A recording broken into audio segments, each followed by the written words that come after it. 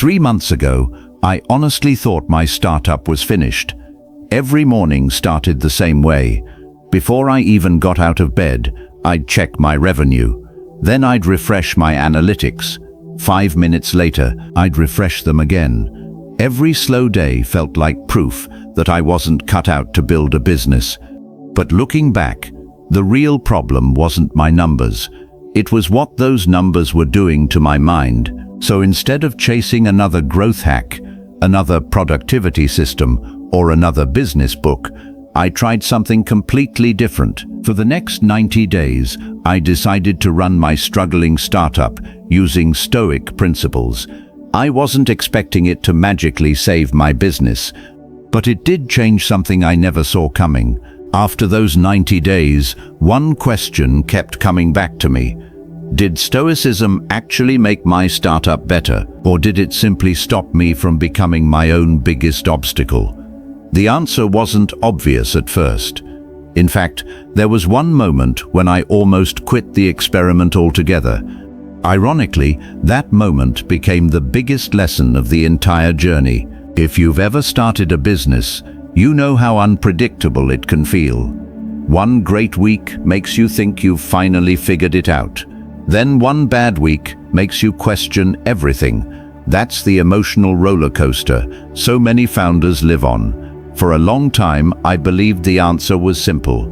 Work harder, sleep less, push through, keep grinding. But the harder I tried to control every outcome, the more anxious and exhausted I became. Then I came across one of the core ideas of Stoic philosophy. It wasn't about shutting off your emotions. It wasn't about pretending failure doesn't hurt. It was about learning the difference between what you can control and what you simply can't. The idea sounded almost too simple. Living it turned out to be much harder. So I made a deal with myself. For the next 90 days, I would use Stoic principles to guide every stressful decision, every setback, and every moment when panic wanted to take over. I wasn't trying to become a philosopher. I just wanted to become a better entrepreneur. What happened during that very first week completely changed the way I looked at my business. 1. When I realized the business wasn't my biggest problem, the first lesson hit me much faster than I expected. Within just a few days, I noticed something that was honestly hard to admit. Most of my stress wasn't coming from the business itself. It was coming from the stories I kept telling myself about the business. A customer didn't reply to an email, so I assumed they hated the product. Sales slowed down for a couple of days, so I convinced myself the company was failing. A competitor launched something new, and suddenly I felt like I was already too late. None of those reactions came from facts alone. They came from the meaning I attached to those facts.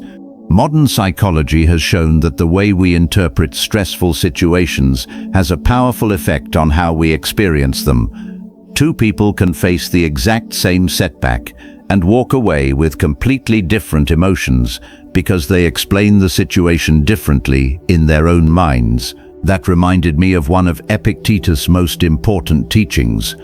Some things are within our control, others are not. I couldn't control whether someone bought my product that day. I couldn't control the economy. I couldn't control what another company decided to build. But I could control whether I improved my product, whether I listened carefully to customer feedback, whether I reached out to one more potential client, whether I showed up ready to do meaningful work. Understanding that idea took only a few minutes. Actually living it took practice. So I stopped judging my days by revenue alone. Instead, every night I asked myself one simple question. Did I do everything that was genuinely within my control today? At first, nothing changed on the outside. The business looked exactly the same. Revenue didn't suddenly jump. Customers didn't magically appear. But something inside me had already started to shift. For the first time in months, I wasn't spending all day reacting to every problem. I was responding with intention. That small shift changed the way I showed up every morning. And looking back, it quietly prepared me for the toughest day of the entire 90-day experiment. 2. The habit that changed the way I made decisions. The biggest change didn't come from reading another Stoic book. It came from one simple habit. Every morning, before I opened my inbox or checked my dashboard, I grabbed a notebook. At the top of the page, I wrote, "Within my control." Under that heading, I listed things like improving the product, reaching out to customers, making thoughtful decisions, and finishing the work I'd planned for the day. Then I wrote a second heading, outside my control. Whether someone bought the product, whether an investor replied, whether a post went viral, whether the market changed overnight. Honestly, it felt almost too simple. I remember thinking, there's no way 2 little lists are going to help a struggling startup. But after a couple of weeks, something unexpected happened. I spent less time worrying and a lot more time solving problems I could actually do something about. Instead of asking, "Is this going to work?" I started asking, "What's the best move I can make right now?" That one question quietly changed almost every decision I made. Psychologists have a term for something similar called cognitive reappraisal. It's the practice of looking at a difficult situation from a more helpful perspective, instead of automatically assuming the worst. Research suggests people who regularly use this approach tend to cope better with stress and recover more effectively from setbacks. Looking back, I realized I'd been doing the exact opposite. Every rejection felt personal. Every slow week felt like proof I wasn't good enough.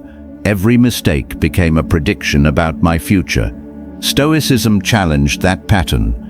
Epictetus taught that people are disturbed less by events themselves than by the judgments they make about those events. That idea hit me harder than I expected. A customer saying no didn't automatically mean I was a bad entrepreneur. It meant I had something to learn. A disappointing launch wasn't a sign to quit. It was feedback I could use to build something better. The facts hadn't changed, only the way I looked at them had. And once that changed, my emotions stopped running the business. The difficult days didn't disappear, but they stopped turning into difficult weeks. I wasn't chasing confidence anymore. I was building stability.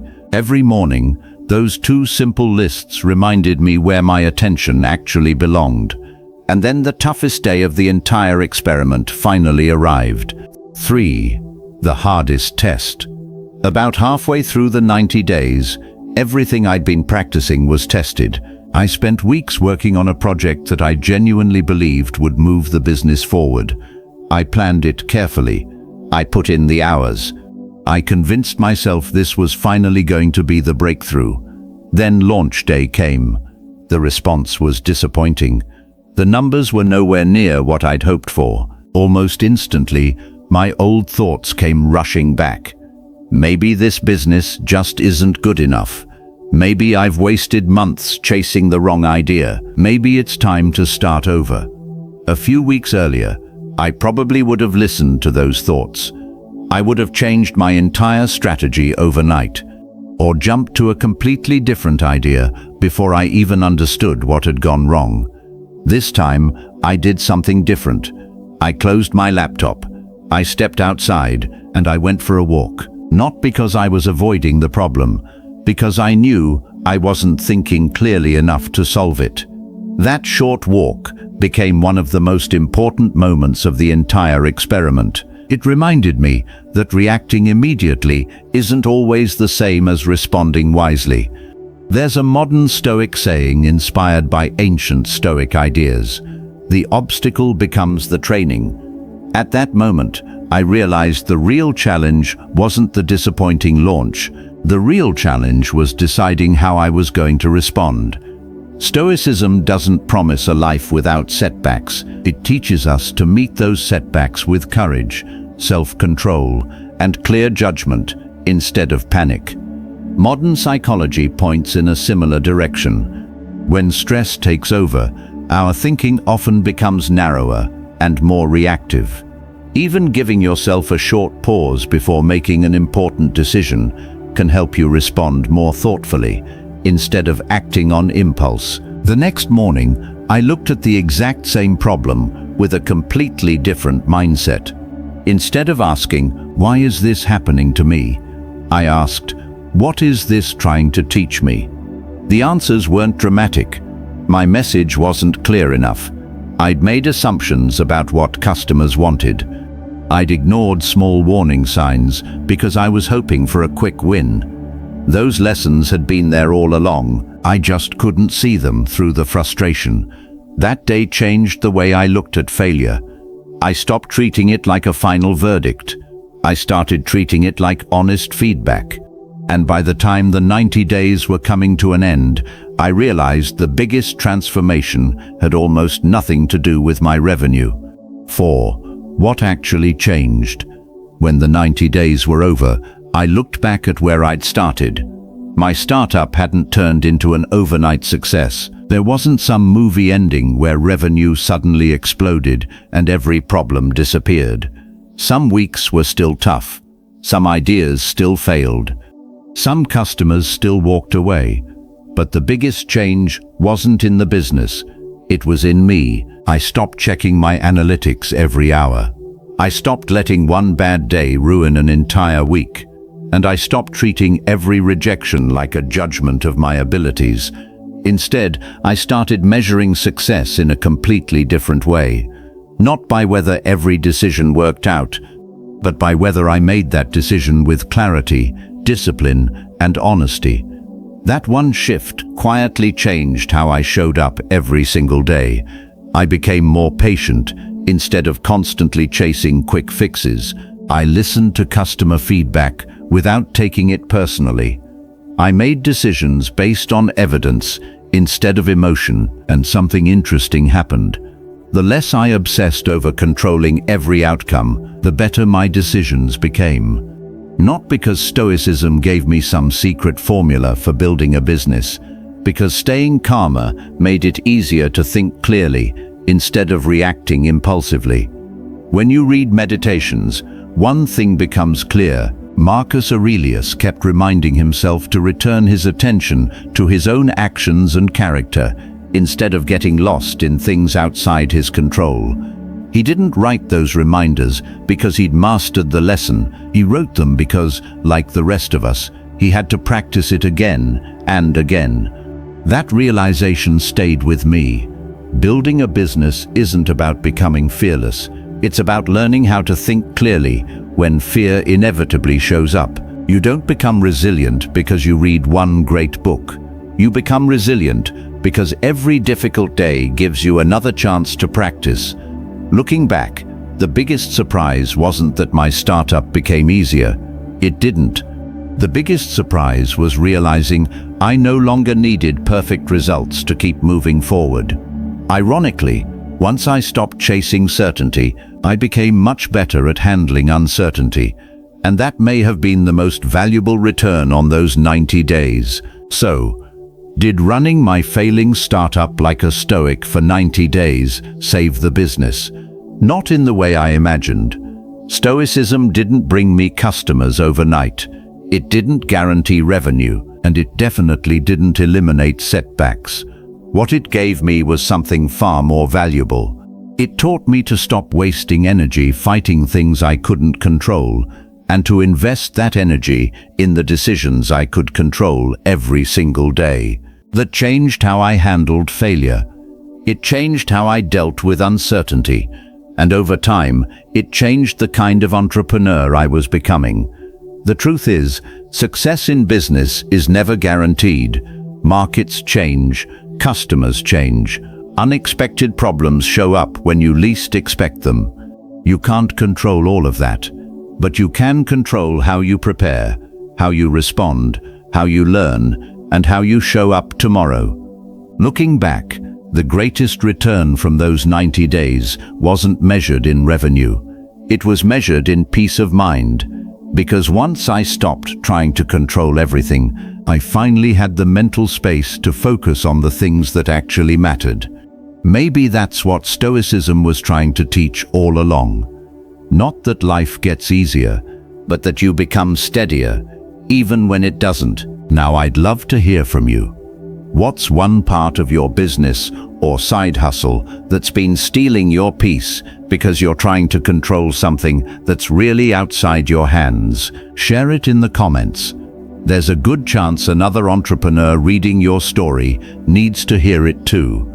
And if you enjoy practical lessons that combine Stoicism, psychology, and real-world entrepreneurship, make sure you subscribe. There are plenty of videos that teach you how to grow a business faster.